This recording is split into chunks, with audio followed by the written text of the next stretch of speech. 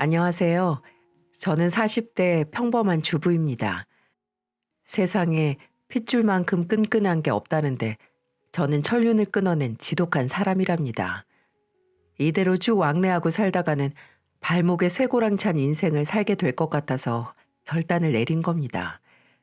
저도 지금은 3살 된 남자 아기를 키우고 있는 입장에서 천륜을 끊어내기란 쉬운 일이 아니었어요. 하지만 요즘 들어 자주 드는 생각은 부모도 부모 나름이라는 생각이 드네요. 가족이라고 해서 어떻게 100%다 잘 맞춰서 살 수 있겠습니까? 아마 그런 일이 가능했다면 뉴스에 나오는 친족 간의 사건 사고 소식은 없지 않았을까요? 그래도 최소한 가족이라면 서로 뒤통수는 안 치고 살아야 하는 거 아닙니까? 그것도 아버지라는 인간의 사기 행각에 정말 진절머리가 날 지경입니다. 늘 아버지가 큰 사고라도 치고 들어올까봐 늘 노심초사하면서 살았어요. 그런데 밖에서 치던 사기를 집안 사람한테도 저지를 거라고는 꿈에도 생각 못 했습니다. 저는 남편과 결혼 당시에도 친정에서 일절 지원받은 게 없었어요. 누울 자리 보고 다리 뻗는다고 워낙 어려운 형편이라 뭘 바라지도 않았습니다. 요즘 어렵게 사는 집 많은데 제가 너무 엄살이다 싶으신가요? 몇 년 전 제가 겪었던 세상에 저런 아버지가 진짜 있을까 싶은 이야기를 지금부터 해보려고 합니다. 항상 싸우는 소리만 가득하던 집에서 살던 제가 지금의 남편을 만나고 인생이 바뀌기 시작했어요. 결혼 정년기라 다들 결혼 준비를 해도 저는 쉽게 결혼을 해야겠다는 생각도 들지 않았습니다. 왜냐하면 자라면서 어머니와 아버지가 싸우는 모습을 자주 보기도 했고 행복해 보이지도 않았거든요. 그런데 이런 제 생각을 바꿔준 사람이 바로 남편이었죠. 친구의 소개로 만나서 연애를 하게 됐습니다. 어린 시절부터 자주 싸우는 부모님 모습을 보고 자라서 그런지 저는 결혼을 해야겠다는 강한 생각이 있는 사람이 아니었어요. 하지만 남편은 제 마음도 모르고 프로포즈를 하더군요. 저는 남편의 프로포즈에 난감한 목소리로 말했습니다. 나는 결혼해서 잘 살 자신이 없어. 나 때문에 같이 힘들어질지도 몰라. 내가 옆에서 같이 힘들어 해줄게. 같이 행복하고 힘들고 재밌는 거 다 같이 하면서 살자. 평생 든든한 울타리가 돼줄게. 결혼을 두려워하는 제게 남편은 따뜻한 목소리로 손을 내밀었어요. 남편의 말을 듣는 순간 이 사람이라면 인생에 어떤 폭풍이 몰아쳐도 함께 할 수 있겠다 싶었습니다. 하지만 막상 결혼을 하겠다고 결심하고 나니까 제가 많이 부족해 보였어요. 당시 남편은 대기업에 다니고 있었고 집안도 유복하게 자라서 부족할 게 없는 사람이었어요. 그런데 남편과 달리 저는 일반 중견기업에 다니고 있었고 뿐만 아니라 집안도 그야말로 쑥대밭이었거든요. 제가 결혼을 결심했던 무렵에 아버지는 회사에서 공금 횡령을 하다 구속되는 바람에 정가도 있으셨어요. 차라리 돈 없는 건 벌어서 열심히 살겠다고 해보겠지만 이미 생겨버린 전과자 딱지를 어떻게 할 수나 있겠습니까? 게다가 아버지는 신용 불량자였어요. 버는 돈보다 쓰는 돈이 항상 많았던 아버지는 결국 카드도 본인 앞으로 발급 못 받는 지경까지 갔습니다. 똥개도 제 집 앞마당에서는 목청껏 짖는다고 하죠. 아버지는 밖에서는 항상 사람 좋은 척 다녔으면서 집에만 오면 어머니에게 호통을 치며 말했어요. 당신 명의로 신용카드랑 통장 발급받아서 내일 모레까지 가져와. 신용카드는 왜 또 만들어? 그냥 체크카드나 만들어서 쓰지. 누구 뭐 신용카드 쓰고 싶어서 써? 돈을 벌어야 체크카드를 쓸 거 아니야. 다음 달에 월급 들어오는 걸로 갚으면 되니까 신용카드 얼른 만들어 와. 늘 이런 식으로 아버지는 어머니께 호통을 치셨어요. 하지만 신용 불량자 딱지를 달고 통장도 발급을 못 받는 상황에 어머니 명의로 신용카드를 발급받겠다니 이해가 안 갔습니다. 게다가 그걸 또 해주려고 듣고 있는 어머니까지도 이해가 안 갔어요. 그래서 저는 답답한 마음에 아버지께 이렇게 말했습니다. 신용카드를 왜 또 쓰려고 그래요? 그냥 월급 받으면 번만큼만 쓰세요. 네가 뭘 안다고 그래? 집안 가장이 일하다 보면 돈도 끌어다 쓰고 그러는 거지. 일을 하는데 누가 돈을 끌어다 써요? 또 어디서 돈 잃고 우는 소리 하지 말고 그냥 통장만 엄마 명의로 쓰세요. 누가 너한테 도와달랬어? 내가 아무리 힘들어도 너한테 도와달라는 말 안 할 테니까 너도 나한테 손 벌릴 생각 마. 이렇게 맞는 소리를 해도 아버지는 늘 불통이셨어요. 돈을 벌어 오겠다면서 호언장담을 해도 늘 집에는 빚이 줄어들지 않았고요. 그럴 때마다 온 가족이 다 같이 힘들 수밖에 없었죠. 이 와중에 더 답답했던 건 늘 아버지 말에 어쩔 수 없이 따라주는 어머니의 태도였어요. 제가 아버지를 말려보다 말이 안 통해서 어머니를 말리면서 말했어요. 절대 아빠한테 신용카드 만들어주지 마. 또 사고치고 엄마마저 신용불량자 되면 어떻게 살아? 그래도 밖에서 일해야 된다는데 어쩔 수 없잖니. 돈 한 푼 없이 나가라고 할 수도 없고. 돈이 없으면 없는 대로 나가야지. 제발 아빠한테 아무것도 도와주지 말라니까. 엄마가 알아서 할게. 넌 결혼 준비나 해. 어쩔 수 없다고는 하지만 늘 아버지 말에 따르는 어머니의 태도는 저를 지치게 만들었어요. 이 상황에 결혼 준비를 해야 된다는 게 답답했고요. 상견례부터 남편에게 집안 식구들을 보여주는 일까지 다 부담스러워지기 시작했어요. 그래도 결혼은 해야 되는데 식구들을 안 보여주고 할 수 있겠습니까? 결국 날을 잡고 남편과 저희 집에 인사를 하러 가게 됐어요. 남편을 데리고 오기 전에 어머니 아버지를 붙들고 신신당부를 했습니다. 그렇게 남편을 처음으로 친정에 소개하던 날 잔뜩 긴장하고 갔어요. 남편한테도 어느 정도 기띔은 했지만 막상 집안에서 어떤 꼴을 보게 될지 두려웠거든요. 처음에는 생각보다 아버지도 어머니도 남편과 이야기도 잘하면서 밥을 먹었어요. 어머니는 남편이 복스럽게 잘 먹는다며 칭찬도 하셨고 아버지도 인상이 보기 참 좋다며 덕담도 하셨죠. 하지만 문제는 밥을 먹고 난 다음부터였어요. 남편과 아버지는 거실에 작은 술상을 두고 앉았습니다. 술이 나오자 저는 조마조마하면서 지켜봐야만 했어요. 아버지는 남편에게 술을 따라주며 말하더군요. 대기업에 다니면 연봉이 꽤 되겠네. 투자나 이런 쪽으로 아예 관심이 없나? 투자도 공부하면서 조금씩 하고 있긴 해요. 그래, 내가 전국을 돌면서 땅이랑 입지 좋은 아파트 보러 다니는데 좋은 분양권 있으면 바로 알려줄게. 장인어른이 알려주시면 저야 좋죠. 신혼집은 어떻게 하기로 했나? 내가 부동산 일도 시작한 지 얼마 안 돼서 이런 한 푼 주고 싶어도 돈이 없어서 못 주는데. 기어코 아버지는 결혼할 때 한 푼도 못 준다는 소리를 하고야 말았어요. 그러면서 신혼집을 왜 묻는지 참 뻔뻔하다 싶더군요. 저는 남편 앞에서 괜히 창피하더라고요. 그런데 아버지의 말을 듣고 남편은 진지한 목소리로 말했습니다. 신혼집은 걱정 안 하셔도 되세요. 부모님이 신혼집을 구해준다고 하셔서 가전, 가구만 알아보면 될 것 같아요. 집 살 거면 나를 통하지. 내가 돈은 없어도 정보는 줄 수 있는데 그래도 집에 돈 좀 있나 봐. 아니에요. 제가 외동아들이라서 챙겨주시는 거예요. 나도 큰아들 장가 갈 때 집이라도 한 채 해주려면 열심히 살아야겠네. 자네가 나 좀 많이 도와줘. 아버지는 제 예비 시댁에서 집을 구해준다는 말을 듣고 눈을 반짝이는 것 같았어요. 먹잇감을 찾은 눈빛이랄까요? 저는 아버지가 하는 모든 말과 행동이 불편했습니다. 그래서 부랴부랴 남편과 집을 나왔어요.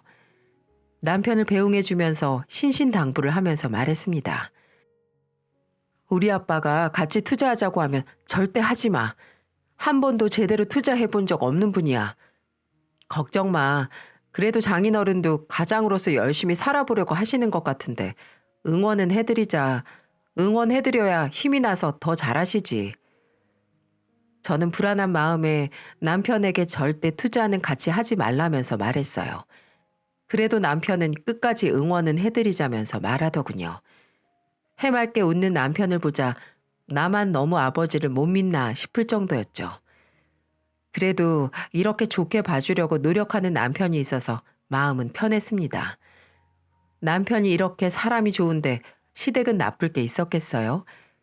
예비 시댁에서 외동 아들이었던 남편은 제가 시댁에 가면 저를 정말 딸처럼 아껴주셨거든요.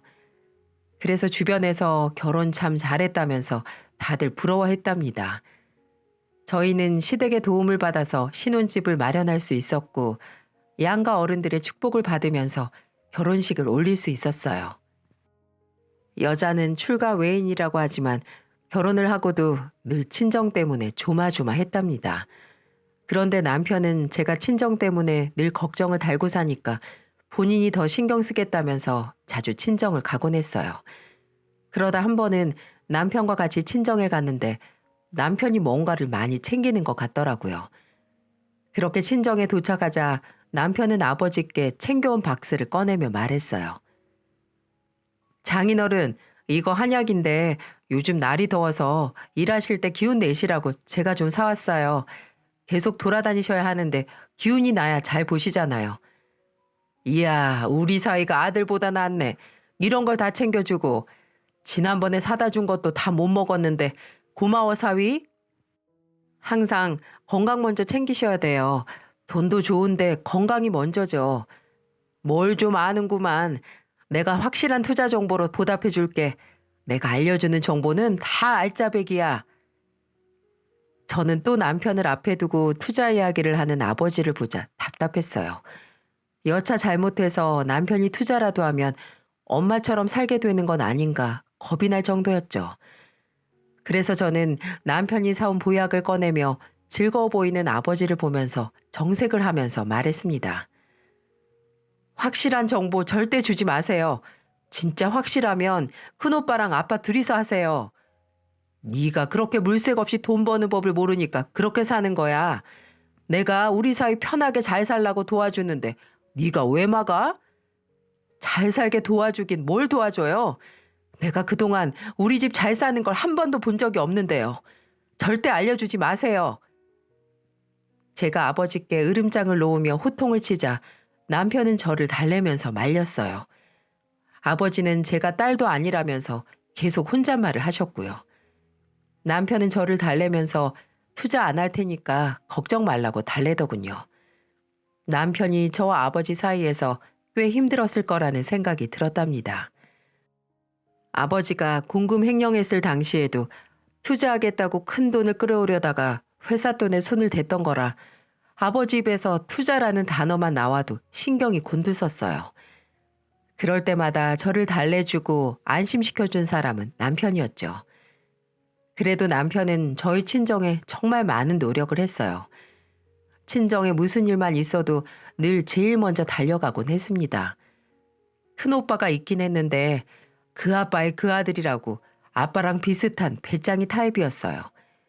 그러던 어느 날 아버지가 남편한테 돈을 빌렸다는 사실을 알게 됐어요. 통장 정리를 하는데 남편 통장에서 300만 원, 500만 원씩 출금된 내역이 있는 거예요. 전혀 이렇게 돈이 나갈 일이 없는 남편이 돈을 썼다는 게 기가 막혔습니다. 그런데 더 저를 어이없게 만든 건 받는 사람이 저희 아버지였다는 거예요. 남편이 집에 오길 기다릴 수 없어서 저는 아버지께 전화해서 버럭 화를 냈습니다. 아빠, 나 결혼할 때 도와준 거 하나 없으면서 어떻게 사위한테 돈을 받아낼 수 있어요? 가족끼리 그 정도도 못 빌려? 내가 갚는다니까?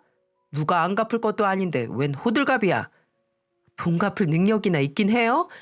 돈이 없으면 투자고 뭐고 안 하고 살아야지. 왜 그렇게 돈을 끌어다가 쓰세요? 제발 제 남편한테 돈 얘기 좀 하지 마세요. 나도 일하는 거라니까. 나중에 내가 대박 나서 돈만 벌어봐. 너부터 안 보고 살 줄 알아. 한 번만 더 제 남편한테 돈 빌리시면 저는 그날 당장이라도 연 끊고 살 거예요. 제가 아무리 아껴 쓰라고 아버지께 화를 내도 아버지는 오히려 자기는 나중에 부자가 될 거라면서 말하더군요. 세상에 말로 부자 안 될 사람 있습니까? 누구나 나중에 부자 되겠다고 하지 가난하게 살겠다는 사람이 어딨다고 아버지는 입만 열면 증거도 없는 공수표만 말했습니다. 제 일생의 소원이 뭐였는 줄 아세요? 투자 안 하고 성실히 노동하는 아버지였어요. 그런데 또 부동산 일 하겠다고 돈 빌려 쓰는 모습을 보니까 죽을 때까지 저렇게 살겠구나 싶었어요.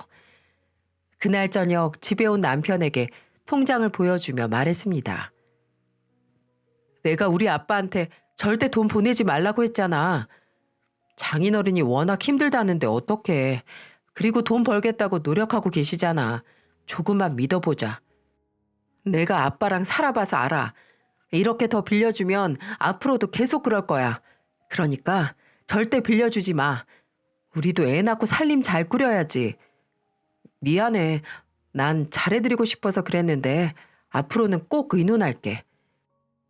남편은 처음에는 제가 통장까지 들이밀면서 말하자 당황한 표정을 지었어요. 저도 장인어른께 잘 보이고 싶은 남편의 마음이야 알죠. 왜 모르겠습니까? 하지만 이런 식이면 남편과 제 살림은 친정에 묶여버릴 것만 같아서 막아야만 했습니다. 그렇게 결혼 초반 아버지와 남편 사이를 단속하면서 지냈어요. 그리고 몇 년 후 남편과 제 사이에 아이가 생겼고 출산까지 하는 동안 친정과 남편 사이에 큰 사건이나 사고는 없었습니다. 왜냐하면 제가 남편에게 워낙 절대 돈 보태주지 말라고 신신당부를 했고 아이까지 생기니까 남편도 생각이 바뀐 것 같았어요. 그런데 제가 아이를 낳고 육아로 정신없는 동안 아버지는 남편한테 돈 말고 다른 걸 요구하기 시작했습니다. 제가 집에서 남편과 아이를 보며 쉬고 있는데 아버지가 남편한테 전화를 한 거예요. 남편이 나가서 몰래 받으려고 하길래 저는 제 앞에서 받으라고 끌어당겼습니다. 아버지는 제가 전화를 같이 듣고 있는지도 모르고 남편에게 이런 부탁을 하더군요. 내가 부탁할 것도 좀 있고 사위 목소리나 좀 들을까 해서 전화했는데 옆에 우리 딸은 없지? 예, 그럼요. 저한테 무슨 부탁을 하시려고 전화 주셨어요? 그게 말이야. 내가 부동산 일을 하는데 아무래도 양복이 좀 있어야 될 것 같아. 내가 맨날 티에 바지 입고 돌아다니니까 사람들이 좀 무시하는 것 같고 일이 잘 안 되네. 양복이요? 편하게 입을 양복 좀 알아볼까요? 에이, 대기업 다니는 사이가 사주는데 싸구려 양복이면 되겠나? 맞춤 정장으로 고급진 거 2벌만 사주면 내가 오래오래 잘 입을 것 같은데. 아버지의 전화를 들어보니까 정말 가관이었어요. 그것도 맞춤 정장을 왜 아들도 아니고 사위한테 부탁을 합니까? 그 순간 육아로 정신없던 와중에도 아버지를 보면서 거머리 같다는 생각까지 들더군요. 울컥하는 마음에 남편 전화기를 뺏어서 아버지께 화가 잔뜩 난 목소리로 말했어요. 옷차림 후줄근해서 안 믿는 게 아니고 아버지가 말하는 정보 자체가 별로라서 안 믿는 거예요. 아버지가 믿을 만한 사람이면 누가 옷으로 사람을 무시해요? 넌 이제 남편 전화도 막 뺏어봤냐? 그리고 사위한테 정장 좀 사달라고 할 수도 있지. 넌 왜 그렇게 앞뒤 꽉 막힌 소리만 해? 사위가 사준다고 했으니까 넌 신경 쓰지 마. 제가 싸구려 양복도 못 사게 할 거니까 기대도 하지 마세요. 그리고 2번 다시 전화해서 이런 부탁도 하지 마시고요. 저는 아버지 전화에 악에 바친 소리를 하고 끊어버렸어요. 너무 화가 나서 더 이상 참을 수가 없었습니다. 남편은 저를 달래주면서 사과를 했지만 이건 남편의 문제가 아니었어요. 솔직히 이런 식으로 뻔뻔한 태도로 일관하는 아버지가 문제였죠. 그래서 저는 남편에게 단호한 태도로 말했습니다. 앞으로 우리 아빠가 당신한테 작은 거라도 부탁하면 꼭 나한테 말하고 상의해. 진짜 작은 거라도 나한테 다 말해줘. 알았어. 앞으로 당신이랑 다 상의하고 할게. 남편은 제 말에 동의를 해줬고 그날은 그렇게 무마됐어요. 사실 남편도 충분히 구질구질한 처가 때문에 화가 날 법도 한데 늘 제 편을 들어줬어요. 세상에 이런 남편 또 없을 거라고 생각할 정도였어요. 결혼이 아무리 집안끼리 엮이는 일이라지만 평생 고생 한번 안 하고 자란 남편이 감당하기에는 너무 가혹한 현실이었습니다. 그래서 제가 더 나쁜 역할을 자처하면서 아버지께 세게 말했던 거죠. 하지만 이런 제 노력에도 아버지는 참 제멋대로셨습니다. 정말 뻔뻔하다 싶을 정도로 아버지는 사위에게 돈이라도 맡겨둔 사람 같았죠. 그렇게 사위한테 아무것도 바라지 말라고 신신당부를 했는데도 아버지는 제 남편에게 무슨 부탁을 했는 줄 아시나요? 어느 날 남편이 제게 심각한 표정으로 말하더군요. 저희 아버지가 중고차를 사달라고 했다면서 심각한 얼굴로 말했습니다. 저는 정말 어처구니가 없어서 아버지께 다시 한번 전화를 했어요. 아니, 아버지가 왜 차가 필요해요? 돈 벌고 있다면서 제발 아버지가 필요한 건 알아서 사서 쓰세요. 가족끼리 도울 수도 있는 거지. 진짜 정도 없이 얘는. 이렇게 일방적으로 손만 벌리는 가족이 왜 필요해요? 저는 아빠 도우면서 엄마처럼 살 생각 조금도 없어요. 아버지는 평생을 그렇게 이기적으로 사실 거예요? 같이 잘 살자고 내가 노력하는 거 안 보여? 자식 낳으면 부모 마음 안다던데 너는 언제쯤 부모 마음 알아줄 거냐?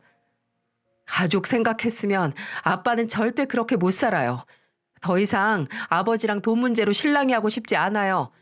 그러니까 제발 그만 좀 하시고 제발 경비 일이라도 알아보세요. 아버지 대답도 안 듣고 전화를 끊어버렸어요. 저는 괜히 부인 잘못 만나서 남편까지 가족 일에 힘들게 만드나 싶어서 미안하더라고요. 그리고 왜 내 부모는 이 정도 그릇밖에 안 되는 걸까 자책까지 들었습니다. 저는 아버지만 단속하면 친정에 아무런 일도 없을 거라고 생각했어요. 하지만 이건 제 과오였습니다. 큰오빠는 회사를 오래 다녀본 적이 없었어요. 그 당시 나이가 30 후반이었는데 제대로 자리를 못 잡은 상태였죠. 그러면서 어찌나 회사 조건은 많이 따지는지 한 번은 친정에 다 모였을 때 제 남편한테 이런 말도 했어요. 매제가 다니는 대기업은 어때? 오래 다녔으면 나 자리 좀 하나 알아봐줘. 요즘 중소기업은 월급도 짜고 일만 많아서 못 다니겠더라.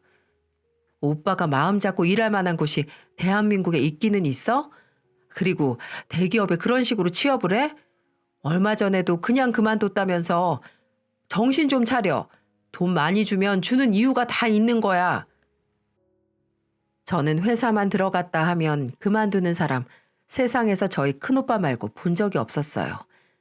요즘 같은 시대에 한 군데 입사하면 진득하니 있어야 하는데 큰오빠는 항상 회사가 안 맞는다면서 뛰쳐나오기 일쑤였죠. 그러니까 아버지도 더더욱 큰아들이 있어도 사위한테 의존할 수밖에 없었던 겁니다. 그런데 이런 오빠를 감싸주는 어머니도 참 대단했어요. 저는 나중에 제 아들이 큰오빠처럼 클까봐 절대 어머니처럼 아들 키우지 말아야겠다는 다짐까지 했었다니까요. 제가 왜 이런 생각까지 했냐면 바로 어머니마저 제 남편한테 별 이상한 부탁을 해서였어요.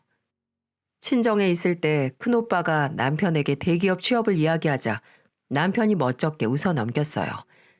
그런데 저희 어머니가 갑자기 진지한 목소리로 제 남편에게 말하는 겁니다. 대기업은 아무나 못 들어가지? 그럼 우리 아들 가게라도 하나 차려주면 안 될까? 장사는 잘할 것 같은데 면접을 하도 많이 봐서 말을 얼마나 잘하는데.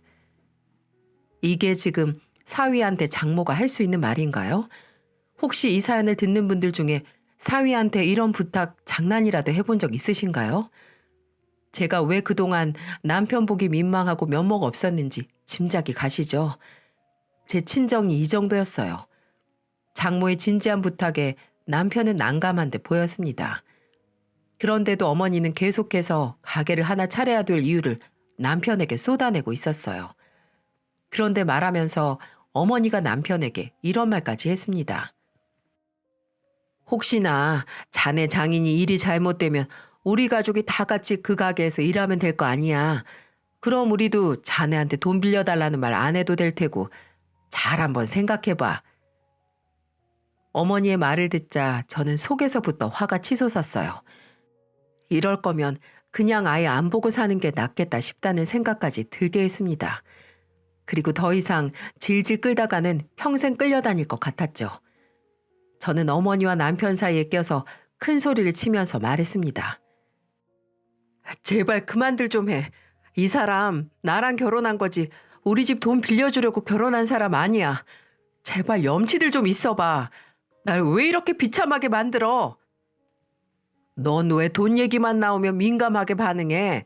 그리고 네 오빠 노는 거 뻔히 알면서 모른 척하고 있으면 너희도 마음 불편할 거 아니야. 온 가족이 이렇게 돈 달라고 달려드는 게 훨씬 더 불편하니까 아무도 전화도 하지 말고 손 벌릴 생각도 하지 마. 어머니한테 소리를 지르며 다시는 돈 이야기 꺼내지 말라고 화를 냈어요. 그리고 남편과 아들을 데리고 친정을 나와버렸습니다. 저는 그날 집으로 돌아오는 길에 한참을 울었네요. 남편한테도 미안했고 괜히 어린 아들 앞에서 화를 냈나 싶었습니다. 하지만 그날 겪었던 친정 식구들의 모습에 저는 단호하게 대처할 수밖에 없었어요. 남편이 처가댁이라고 잘해보겠다는 마음으로 친정의 누구보다 최선을 다했는데 친정 식구들은 착한 남편을 이용만 하려고 하니까 제가 가만히 있을 수가 없더라고요. 제가 이렇게 말리고 말려도 결국 일은 터져버리긴 했어요. 방심하면 전쟁도 난다는데 아버지라고 또 사고 안 치고 배기겠습니까? 맞아요. 또 사고를 치고 만 사람은 어김없이 아버지였답니다. 쓰면서도 사기꾼이라고 부르고 싶을 정도로 남은 정도 없네요. 이건 제 남편도 마찬가지였어요. 원래 화도 안 내던 사람이 내면 정말 무서운 거 아시죠? 저는 남편을 알고 지낸 동안 그렇게 정색하면서 화내는 모습 처음 봤어요. 그럴 만도 했던 게 남편 이야기를 들어보니까 이해가 가더라고요. 그동안 제가 남편 옆에서 절대 연락도 하지 말고 돈도 빌려주지 말라고 신신당부를 한 탓에 남편이 생각만큼 돈을 안 빌려주니까 저희 아버지가 어떻게 하셨는 줄 아시나요? 남편 퇴근 시간에 맞춰서 회사로 찾아갔던 겁니다. 그리고는 남편한테 막걸리를 사주면서 말했대요. 아버지는 확실한 정보라면서 진지한 목소리로 남편에게 이렇게 말했다고 합니다. 충청도에 있는 땅인데 옆으로 고속도로도 뚫릴 예정이래. 지금 사면 진짜 몇 배는 수익 본다니까. 내가 보고 와서 진짜 확실한 땅이야. 나만 믿어봐. 정말요? 그래도 땅 투자는 조심해야 되는데. 자네는 장인을 못 믿나? 우리 딸이 어떻게 말했는지 모르겠는데 내가 자식 둘 다 투자해서 번 돈으로 키운 거야. 딱 3억이면 우리 사위 회사도 그만둬도 될 정도로 돈이 벌린다니까. 내가 직접 본 땅이라 몰래 말해주는 거야. 좀 더 생각해 볼게요. 아내하고도 이야기해봐야 되고.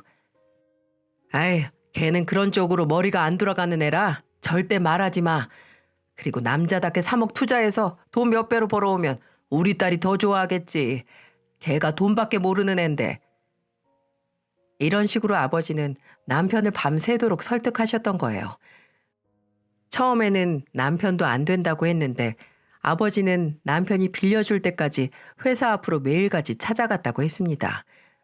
이 정도 열정이면 막노동을 해서라도 돈 벌 수 있지 않을까 싶었네요. 대체 투자도 못하는 사람이 왜 자꾸 투자를 하겠다고 그러는지 이해가 안 갔습니다. 결국 남편은 매일같이 찾아와서 충청도 땅 투자하라며 설득하는 아버지 말에 결국 3억을 계약금으로 보내고 말았어요. 다시 생각해도 부모가 맞을까 싶을 정도였죠. 딸 시집 보내놓고 잘 살길 바래도 모자라는데 이런 식으로 돈 가져가는 부모가 어떤가요?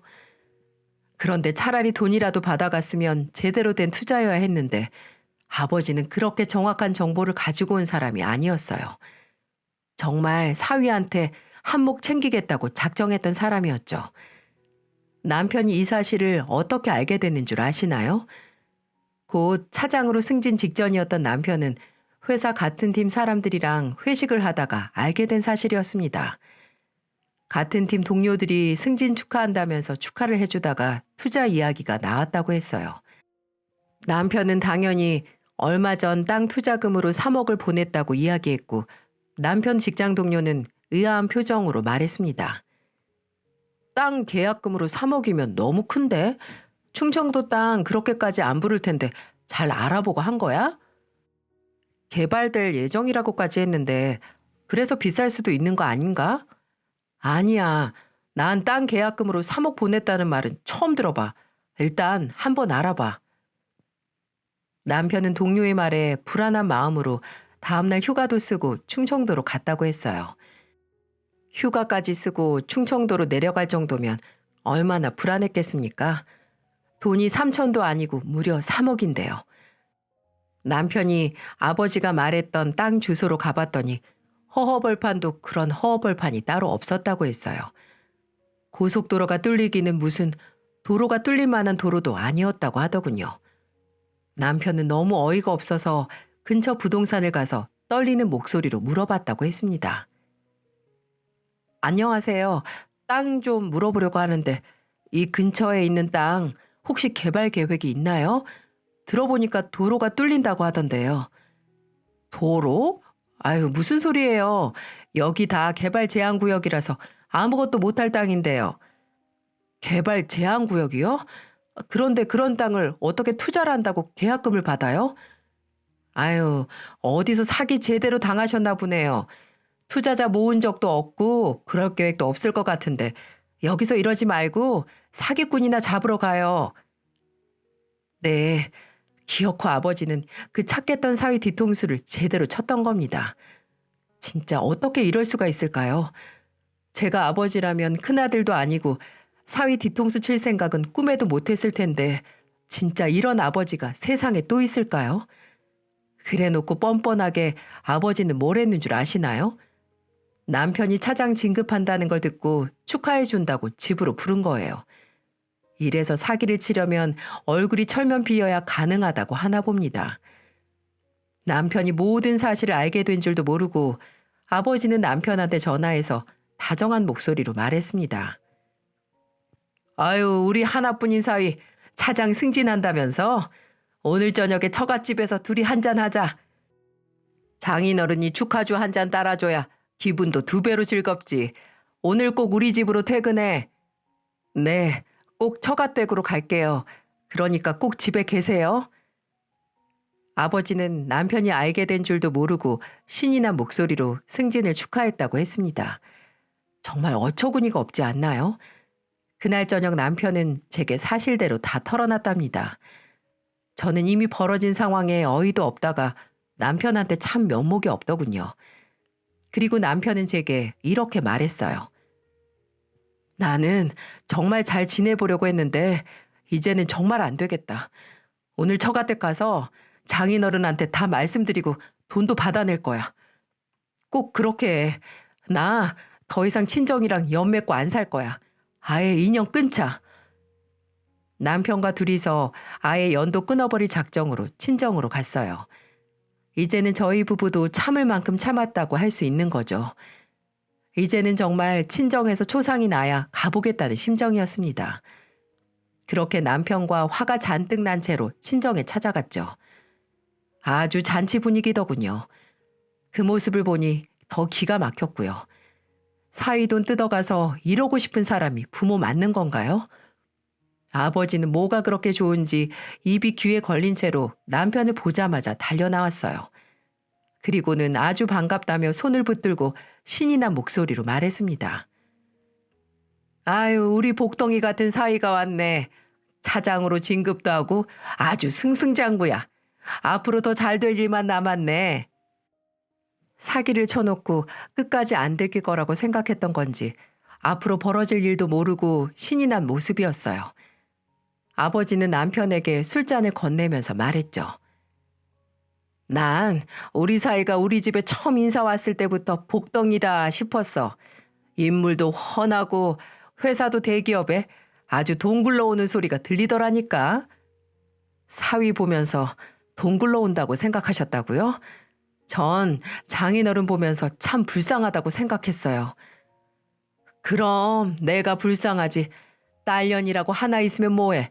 잔소리만 하고 아주 내가 딸년 등살에 허리가 휘었어. 이렇게 말하면서 아버지는 남편한테 술을 따르면서 한 잔 마시라고 했습니다. 정말 어이가 없어서 헛웃음이 다 나오는데 남편은 아버지가 술을 따르면서 하는 소리를 듣자 어이가 없었는지 술상을 엎어버리면서 화를 냈어요. 너나 마셔, 이 노인네야. 내가 그동안 불쌍해서 얼마나 잘해줬는데 저한테 사기를 칠 생각을 하세요? 그동안 가족이라더니 그냥 돈줄로 본 거구나. 아, 내가 그런 것도 모르고 아주 사람 우스워 보였겠네요. 자네 갑자기 이게 무슨 짓이야? 장인어른이 따라주는 술을 이렇게 받는 사람이 어딨어? 이 근본도 없는 놈 같으니라고. 지금 근본이라고 하셨어요? 근본 없고 개념 없는 사람이 누군데요? 그 땅 개발 제한 구역이라던데 제 3억 어디다 쓰셨어요? 남편이 3억을 이야기하자 아버지는 당황한 기색이 역력했어요. 표정이 그걸 어떻게 알았냐는 표정인데 정말로 안 걸릴 줄 아셨나 봐요. 아버지는 그게 아니라면서 손사래를 치면서 해명을 하더군요. 그게 아니야. 개발 제한 곧 풀려. 정말이라니까. 저도 다 알아보고 왔어요. 그 땅에 돈 투자했으면 사기가 확실한데 왜 자꾸 아니라고 하세요? 애초에 투자 계획도 없었다는데 지금이라도 정신 차리세요, 제발. 그리고 내 돈 싹 다 내놓으세요. 남편이 돈 다 뱉어내라고 하니까 아버지는 사색이 된 채로 남편한테 빌면서 매달렸어요.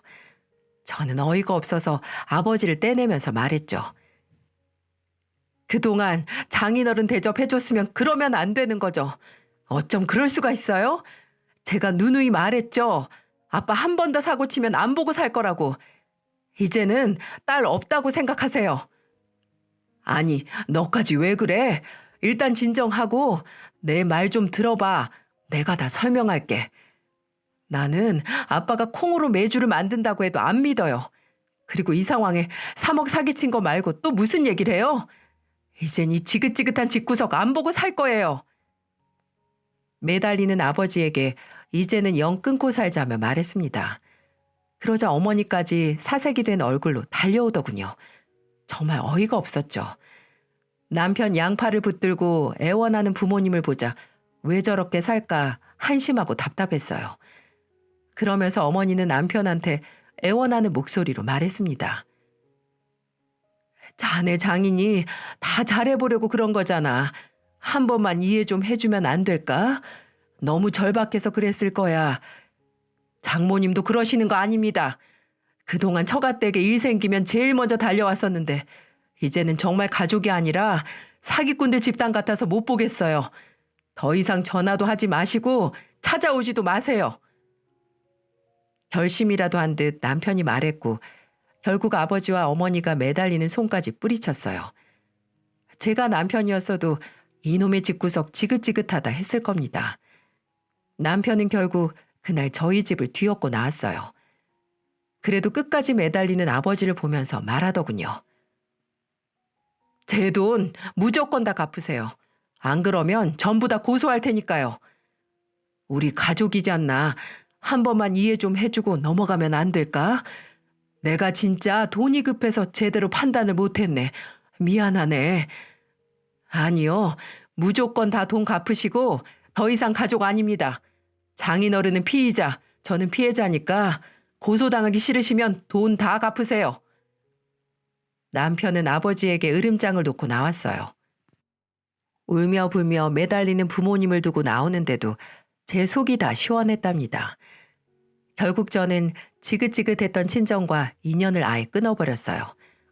이런 일이 생길 줄 알았으면 결혼하면서부터 아예 끊을 걸 그랬습니다. 그런데 제 부모님은 사위한테 저런 모욕을 당하고도 저희 집에 찾아오더군요. 돈이라도 갚으러 왔는 줄 아시나요? 아니요. 돈은 못 갚고 오히려 돈을 또 빌리러 왔답니다. 진짜 이 정도면 남보다 못한 사이라고 해도 과언이 아니겠죠. 집까지 찾아와서 아버지는 출근하는 남편 앞에 무릎을 꿇고 말했습니다. 내가 돈이 정말 급한데 돈 조금 빌려주면 안 될까? 내가 꼭 갚을게. 저한테 받아간 돈 1원 한 푼도 못 갚으셨잖아요. 또 찾아오면 신고할 테니까 당장 꺼지세요. 아버지는 투자가 사기인 걸 들켰을 때 그렇게 살살 기면서 빌더니 또 돈을 빌리러 오는 게 사람인가요? 정말 작년에 있었던 일만 생각하면 이가 다 갈리네요.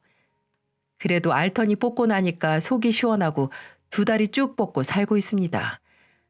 제 아들도 시댁에서 친정목 더해서 예쁨도 많이 받고 있어요. 진작에 이랬어야 됐다는 생각이 듭니다. 옛말에 부모가 반팔자라고 하죠. 제 인생의 반을 팔자 세게 살다가 이제는 영 끊고 인생 참 살맛나네요. 제 사연을 듣는 분들도 모두 행복하셨으면 좋겠습니다. 살다 보니까 이렇게 행복한 날도 다 오더군요. 그러니까 모두 힘든 시기지만 행운을 빌겠습니다. 함께 해주셔서 감사합니다.